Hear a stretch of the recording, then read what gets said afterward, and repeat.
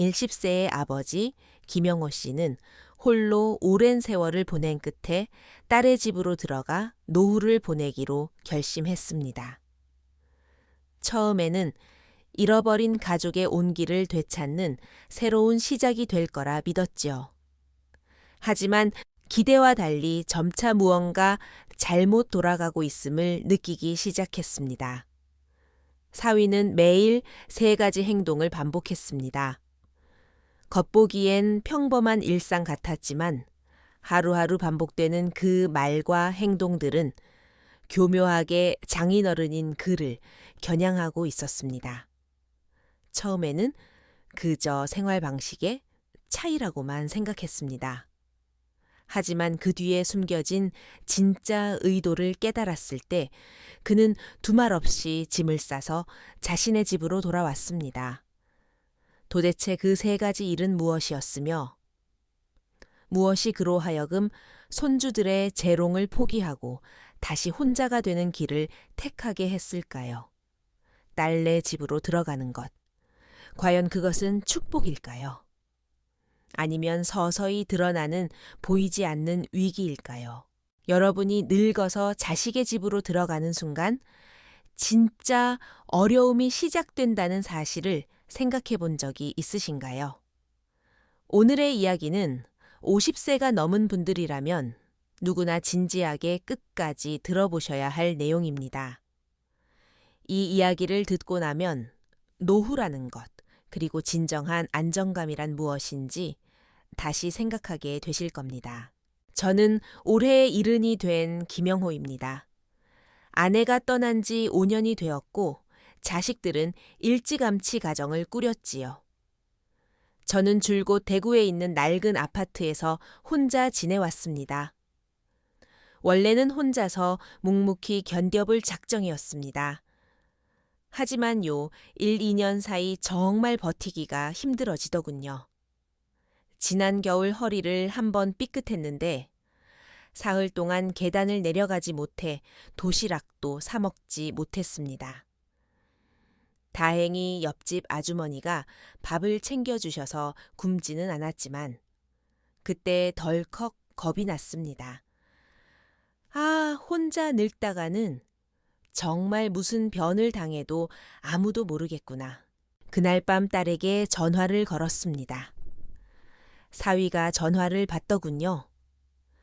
원래는 그냥 안부나 묻고 싶었는데 사위가 대뜸 이렇게 말했습니다.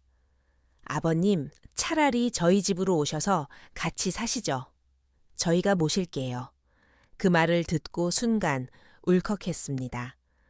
깊이 생각할 겨를도 없이 그러겠다고 했지요. 사흘 뒤 저는 KTX를 타고 서울로 향했습니다. 짐가방을 끌고 가면서 새로운 생활은 좀 더 편안하지 않을까 기대했습니다. 딸네 가족은 경기도의 신도시에 있는 15년 된 아파트에 살고 있었습니다. 방 3개짜리 대추를 끼고 산 그들의 보금자리였죠. 딸은 초등학교 행정실 직원으로 일하느라 아침 일찍 나가 저녁 늦게 들어오고 사위는 자동차 정비 공장의 관리자로 일했습니다. 손자는 막 대학에 들어갔고요. 넉넉지는 않아도 안온한 3 식구였습니다. 현관문을 열고 들어서는 순간 뭔가 이상한 기분이 들었습니다. 집이 생각보다 훨씬 좁게 느껴졌거든요. 거실에는 커다란 TV가 있고 한쪽 구석에는 뜯다만 택배 상자 주방, 가전 접이식 침대 같은 잡동사니가 쌓여 있어 짐을 내려놓을 공간조차 마땅치 않았습니다. 사위가 멋쩍게 웃으며 말했습니다. 아버님, 여기서 지내시려면 좀 좁더라도 이해해 주셔야 해요. 워낙 집이 작아서요. 저는 그저 고개를 끄덕일 수밖에 없었죠. 딸은 저를 옷방으로 안내했습니다. 그곳에는 접이식 침대 하나와 스탠드, 작은 선풍기가 놓여 있었습니다. 문에는 개인 공간 출입 금지라고 쓴 종이가 떼어지지 않은 채 붙어 있었고 바닥에는 정리되지 않은 여행 가방과 여분의 이불이 널려 있었습니다. 마치 창고 한 구석을 급하게 비워내 만든 자리 같았죠. 아빠 여기가 좀 좁긴 해도 조용해서 주무시기엔 좋을 거예요. 딸의 목소리는 다정했지만 저는 아무 말도 할 수 없었습니다. 침대 모서리에 앉아 방을 둘러보는데 내가 짐이 되려고 온 건가 하는 생각이 목구멍까지 차올랐습니다. 첫 저녁 식사 자리였습니다. 식탁에는 생선구이, 제육볶음, 된장찌개 등 제가 혼자 해 먹던 것보다 훨씬 훌륭한 반찬들이 올라왔습니다. 사위는 밥을 먹으며 말했습니다. 오늘 아버님 오셨다고 특별히 신경 좀 썼습니다. 저는 얼른 대답했죠. 하루 종일 일하느라 피곤할 텐데 나까지 챙기느라 고생이 많네. 정말 미안하네. 사위는 아유, 아닙니다. 숟가락 하나 더 놓는 건데요, 뭐. 라고 대꾸했습니다. 하지만 그 말을 마치자마자 사위는 웃으며 덧붙였습니다. 그런데 앞으로는 베란다 창고 정리를 좀 해야겠어요?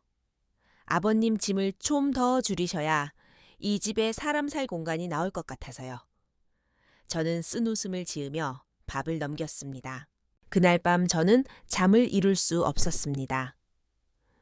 선풍기 돌아가는 소리, 벽 너머 거실 냉장고 모터 소리가 들려왔습니다. 천장을 바라보며 생각했습니다. 온 지 하루밖에 안 됐는데 왜 노후를 즐기러 온 게 아니라 얹혀 살러 온 기분일까?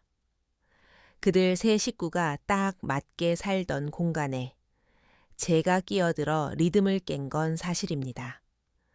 하지만 사위의 농담 섞인 말들은 가시처럼 느껴졌습니다. 대놓고 말하진 않지만 그 말들의 속뜻은 아버님, 눈치껏 행동하세요. 라는 것 같았습니다. 대구의 낡은 아파트가 그리워졌습니다.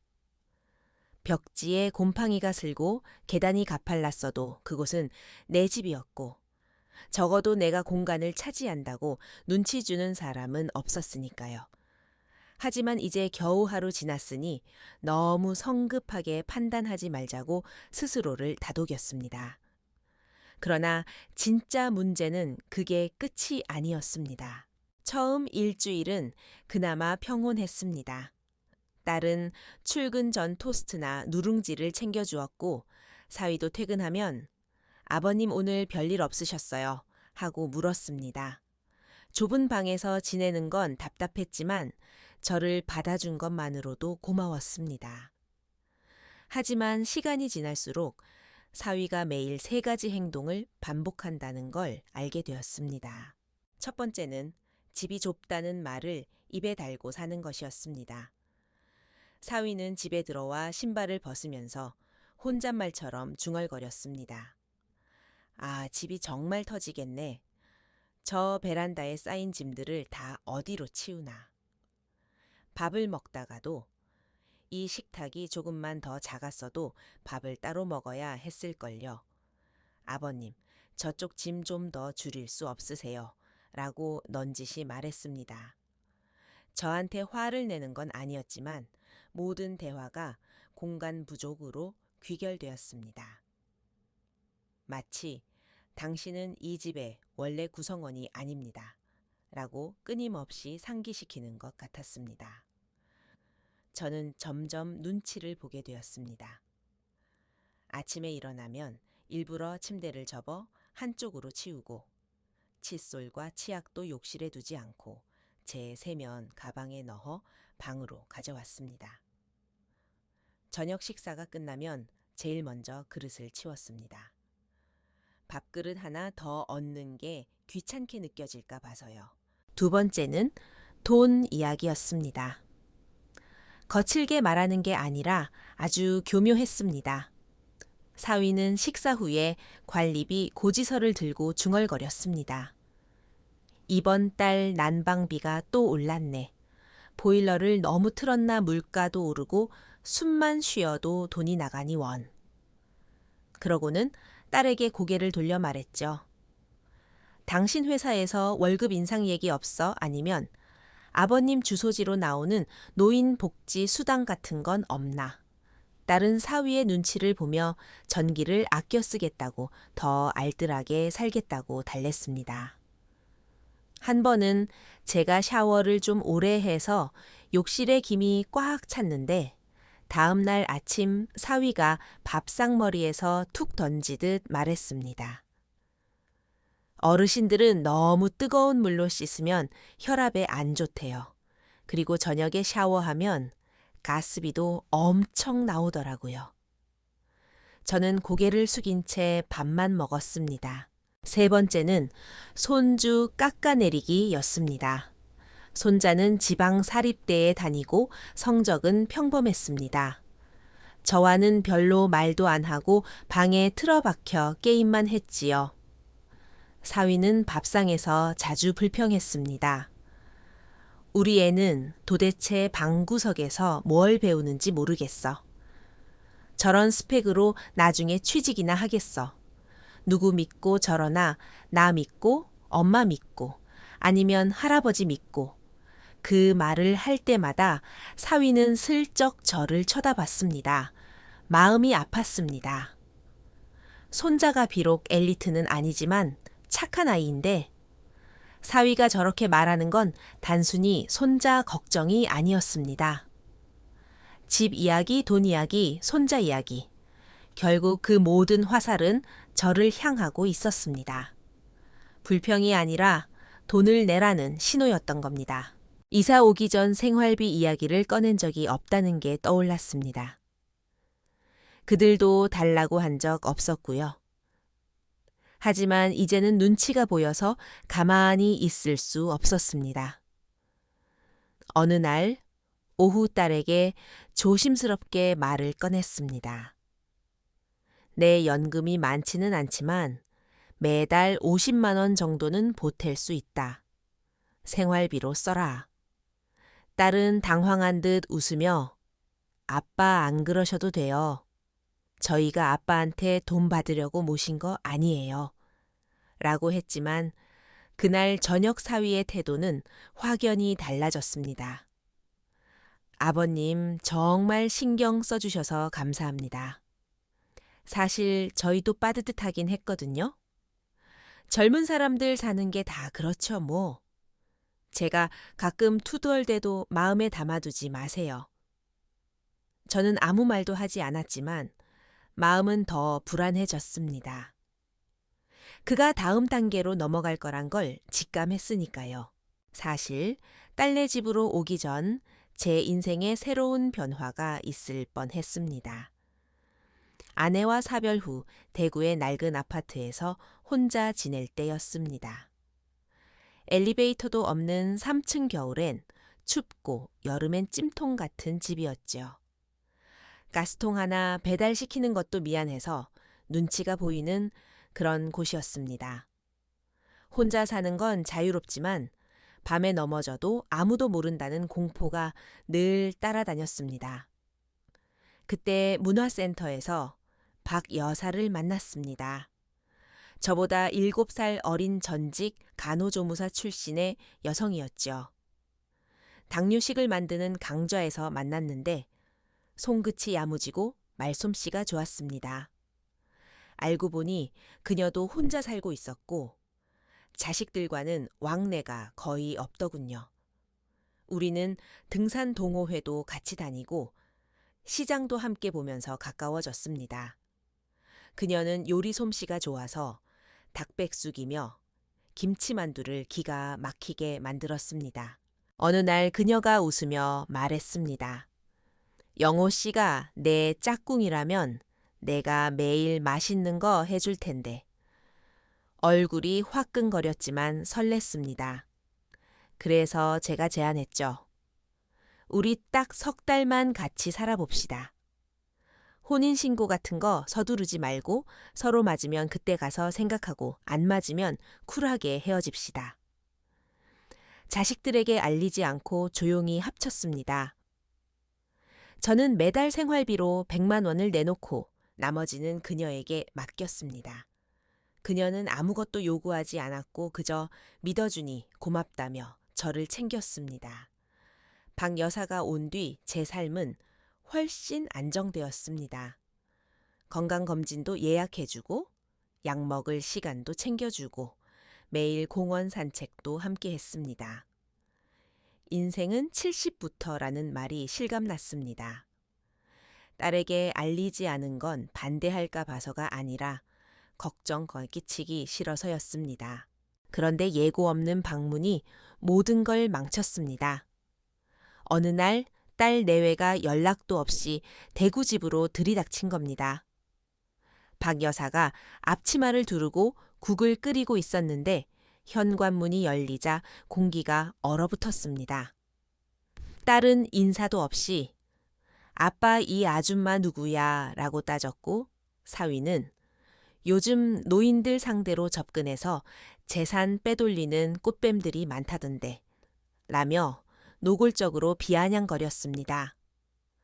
저는 박 여사를 변호하려 했지만 딸과 사위는 제가 노망이 나서 사기를 당하고 있다고 몰아붙였습니다. 박 여사는 잠깐 나갔다 오겠다며 자리를 피했고 결국 돌아오지 않았습니다. 그 사건 이후 딸은 혼자 계시면 위험하다며 저를 서울로 모시겠다고 강력히 주장했습니다.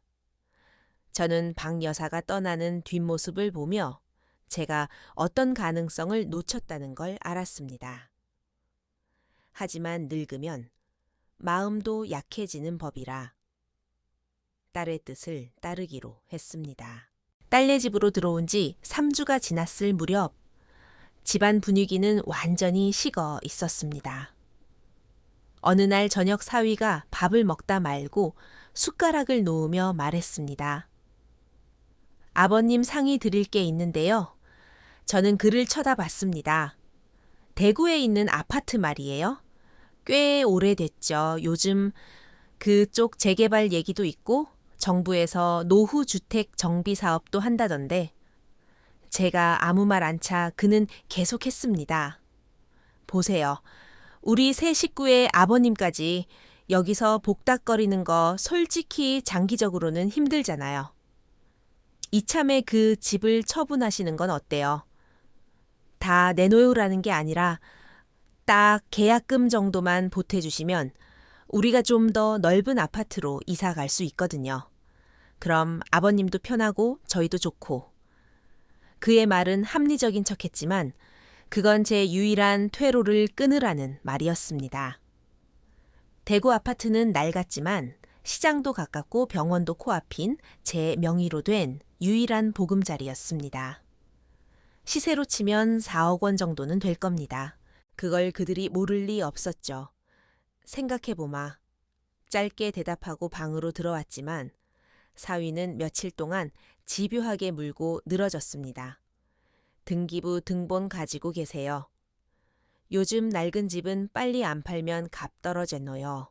그러다 결정적인 순간이 왔습니다. 딸과 사위가 부엌에서 소공어리는 소리를 들은 겁니다. 딸이 너무 몰아붙이지 마. 아빠가 부담스러워 하시잖아. 라고 하자 사위가 대꾸했습니다. 내가 뭘 몰아붙여 다 미래를 위해서야.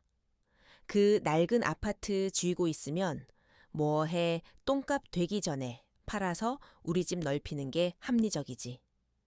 당신이 설득 좀 해봐. 아버님은 당신 말이라면 껌뻑 죽잖아. 저는 방 안에서 그 소리를 듣고 주먹을 꽉 쥐었습니다. 그들에게 저는 가족이 아니라 동원 가능한 자산일 뿐이었습니다. 집을 파는 순간 저는 이 집에서 더 이상 갈 곳 없는 처지가 될 것이 뻔했습니다. 손자 유학비 차 바꿀 돈. 요구는 끝이 없을 겁니다. 다음 날 아침 그들이 출근하자마자 저는 집문서와 도장 신분증을 챙겨 지하철을 탔습니다. 법무사 사무실을 찾아가 상담을 했습니다. 저는 제 아파트에 대해 유언 공증과 처분 금지 가처분 비슷한 법적 조치를 취했습니다. 제가 죽기 전까지는 누구도 이 집을 팔 수 없으며 사후에는 딸에게만 상속되도록 사위 배제 못 박았습니다. 법무사는 어르신 생각이 확실하시네요 라고 했습니다. 저는 늙어서 무서운 건 죽음이 아니라 결정권을 뺏기는 겁니다 라고 답했지요. 그날 저녁 사위가 TV를 보는 사이 딸을 베란다로 불렀습니다. 대구집 말이다. 오늘 공증받고 왔다. 나 죽으면 너한테만 상속되게 해놨다. 내 남편 몫은 없어. 딸은 놀라서 눈이 휘둥그레졌습니다. 고마워할 것도 없고 거절할 것도 없다. 이건 내 결정이야. 네가 내 유일한 핏줄이니까 남겨주는 거다. 하지만 내가 살아있는 동안은 절대 안 판다. 너희 부부한테 손 벌리지 않을 테니 너희도 내 재산 탐내지 마라. 딸은 눈물을 글썽였습니다. 아빠 우리 집 팔라고 강요한 거 아니야. 그냥 저는 말을 잘랐습니다. 안다. 너도 중간에서 힘들겠지. 하지만 아빠는 스스로를 지켜야겠다. 나중에 정 힘들면 요양병원 갈 테니 넌 가끔 와서 내가 좋아하는 센베이 과자나 사다 다오. 딸은 펑펑 울었습니다. 다음 날 저는 짐을 쌌습니다. 사위가 태워다 주겠다는 것도 거절했습니다. 나 혼자 갈 수 있다. 캐리어 하나와 배낭 하나. 올 때처럼 가볍게 떠났습니다. 현관에서 손자가 어색하게 서서 할아버지 건강하세요? 라고 한마디 하더군요. 저는 공부 열심히 해라 하고 어깨를 두드려주고 나왔습니다. 다시 돌아온 대구의 아파트. 눅눅한 냄새가 났지만 창문을 여니 익숙한 바람이 불어왔습니다. 시장에서 사온 재료로 국수를 끓여 먹고 베란다 의자에 앉아 차를 마셨습니다. 누구의 눈치도 볼 필요 없는 나의 집. 낡고 초라해도 내가 주인인 곳. 노후의 행복은 자식 집에 얹혀 사는 게 아니라 내가 내일 뭘 먹을지 언제 잘지 스스로 결정할 수 있는 자유에 있다는 걸 뼈저리게 느꼈습니다. 두 번째 이야기입니다. 65세의 어머니. 이영희 씨는 평생을 교사로 일하다 은퇴한 후 알뜰하게 모은 돈 6천만 원을 들고 아들 집으로 향했습니다. 오랜만에 아들네 식구들과 설날을 보내고 손주에게 세배도 받고 싶었거든요. 하지만 결국 그녀는 설날 당일 아침 아무 말 없이 짐을 싸서 집을 나왔습니다. 며느리의 어떤 행동이 그녀를 그렇게 만들었을까요? 그 6천만 원은 아들의 집 대출금을 갚아주려던 돈이었는데 그녀는 왜 그 돈을 다시 챙겨 나왔을까요? 저는 이영희입니다. 남편과 함께 충청도의 오래된 단독주택에서 살고 있습니다. 아들은 서울에서 직장을 잡고 결혼해 10년째 살고 있지요. 바쁘다는 핑계로 명절에도 잘 내려오지 않는 아들이 야속했지만 자식 이기는 부모 없다고 올해는 우리가 역귀성하기로 했습니다. 엄마 아빠가 서울 가서 밥이나 한 끼 먹자. 며칠 뒤 아들에게서 네 오세요 라는 짧은 답장이 왔습니다. 우리는 들뜬 마음에 직접 담근 김장, 김치, 참기름, 떡국 떡을 바리바리 싸들고 아들네 집 대출금에 보태주려고 정기예금까지 깨서 6천만 원을 통장에 넣어두었습니다. 아들네는 서울의 낡은 빌라 3층에 살았습니다. 엘리베이터도 없는 계단을 끙끙대며 올라갔지요. 문을 열어준 아들은 반가워했지만 어딘가 뻣뻣했고 며느리는 부엌에서 나오며 어머니 오셨어요? 요즘 독감이 유행이라던데 손 씻고 아이 만지세요. 라며 손줄을 안으려던 저를 제지했습니다. 서운했지만 참았습니다. 며느리가 안내한 방은 잡동사니가 쌓인 창고 같은 작은 방이었습니다. 건너방은 친정 부모님 오시면 쓰시는 방이라 비워둘 수가 없어서요. 라는 말에 말문이 막혔지만 며칠 있다 갈 거니 참자고 남편과 눈짓을 교환했습니다. 진짜 문제는 환기였습니다. 서울의 겨울바람은 매서웠는데 며느리는 수시로 창문을 활짝 열어젖혔습니다. 제가 거실에 앉아 있거나 부엌 근처만 가도 어김없이 창문을 열고 공기 탈취제를 뿌려댔습니다. 어머니 음식 냄새가 너무 배서요. 애가 비염이 있어서 환기를 자주 해야 해요. 라며 주방 환풍기를 최고 단수로 틀어놓고 베란다 창문까지 열어젖히니 집안이 냉동고 같았습니다. 우리는 내복에 패딩 조끼까지 껴입고도 덜덜 떨었는데 며느리는 반팔 차림으로 돌아다녔습니다. 우리가 가져간 김치와 반찬은 냄새가 너무 심하다며 냉장고 깊숙이 처박혔고 식탁에는 샐러드와 밍밍한 국만 올라왔습니다. 그러다 제가 감기 몸살에 걸리고 말았습니다. 며느리는 걱정하는 척하며 어머니 아이한테 옮으면 큰일이니 방에서 나오지 마시고 식사도 따로 하시는 게 좋겠어요. 라며 우리를 그 좁은 방에 격리시켰습니다. 문틈으로 찬바람이 들어오는 방에서 남편이 물수건을 해주며 한숨을 쉬더군요. 여보, 우리 그냥 내려가자. 결정적인 건 설날, 전날 밤이었습니다. 거실에서 아들 내외가 이야기하는 소리가 들렸습니다. 며느리가 말했습니다. 자기야, 이번에 어머님이 돈 좀 가져오셨다고 했지. 우리 이번에 전세 만기 되면 저 돈 보태서 좀 더 넓은 아파트로 갈 수 있겠다. 6천 정도면 딱인데. 아들이 대답했습니다. 엄마가 알아서 주시겠지. 집 좁다고 계속 눈치 줬잖아. 그 말을 듣는 순간 정신이 번쩍 들었습니다. 우리가 겪은 그 모든 냉대와 모욕이 결국은 돈을 내놓으라는 무언의 압박이었던 겁니다. 우리가 챙겨간 돈은 그들의 권리가 아니라 우리의 노후였습니다. 그 돈을 주면 우리는 껍데기만 남을 것이고 돈을 준 뒤에는 더 이상 쓸모없는 존재가 되어 버려질 것이 뻔했습니다. 다음 날 새벽 우리는 조용히 짐을 쌌습니다. 아들이 방문을 열고 나오다 마주쳤습니다. 어머니 벌써 가시게요. 돈 얘기는 제가 말을 잘랐습니다. 그래, 그 돈 말이다.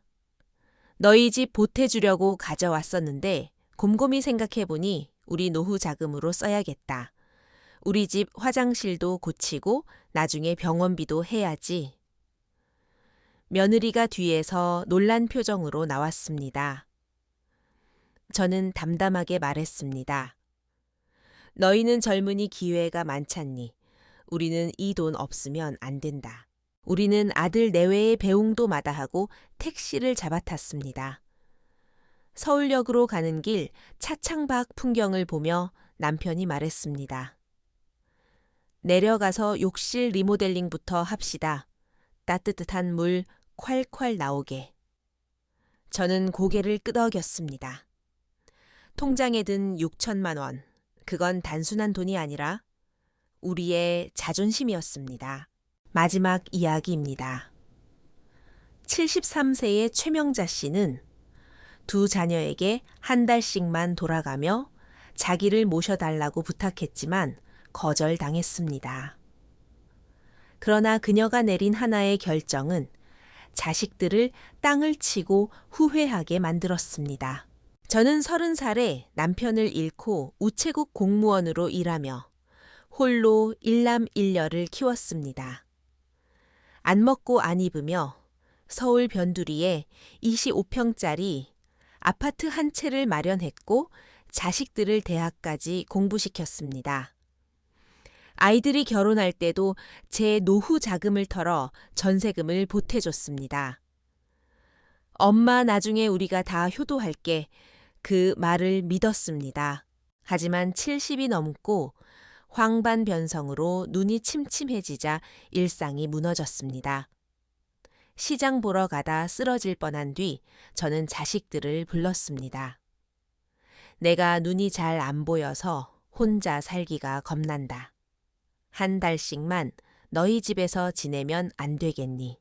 아들은 엄마 며느리가 직장 다니느라 힘들어서 안 돼요. 집도 좁고 라며 거절했고 딸은 사위 눈치 보여서 힘들어요. 대신 엄마 아파트 팔아서 요양병원 가시면 되잖아요. 남은 돈은 저희 좀 나눠주시고요. 라고 했습니다. 그러더니 남매는 제 앞에서 싸우기 시작했습니다. 오빠가 장남이니까 더 모셔야지. 네가 딸이니까 더 살갑잖아. 결국 싸움의 끝은 엄마 아파트 팔면 얼마씩 나눌까 였습니다. 저는 그 자리에서 그들을 돌려보냈습니다. 그리고 결심했습니다. 며칠 뒤 저는 부동산에 아파트를 내놨습니다. 금매로 8억 원에 팔렸습니다. 짐을 정리해 시골에 사는 조카 여동생의 딸에게 연락했습니다. 조카는 이모 언제든 오세요. 방 많아요. 라며 방였습니다. 저는 조카네 집 근처로 주소지를 옮기고 판 돈의 일부로 그 동네에 작은 전셋집을 얻었습니다. 그리고 변호사를 찾아가 유언장을 작성했습니다. 내 전 재산은 나를 돌봐주는 사람에게 신탁하며 사후에는 사회복지단체와 조카에게 기부한다. 자식들에게는 단 한 푼도 남기지 않는다. 소식을 들은 아들과 딸이 뒤늦게 전화 와서 울고불고 난리를 쳤습니다. 엄마, 우리가 잘못했어요. 집 판 돈 어디 있어요? 다시 서울로 오세요. 하지만 저는 전화기를 꺼버렸습니다. 지금 저는 조카가 담가준 김치를 먹으며 낮에는 노인주간보호센터에서 친구들과 노래를 부르며 지냅니다. 제 돈은 저를 위해 쓰고 있습니다. 여러분, 자식에게 헌신하는 것이 부모의 도리라고 생각하시나요? 하지만 내 손에 쥔 것이 없으면 자식 앞에서도 죄인이 되는 게 현실입니다. 품위 있는 노후를 위해서는 끝까지 내 것을 지키는 냉정함이 필요합니다. 그것이 바로 나를 지키고 역설적으로 자식과의 관계를 망치지 않는 길입니다.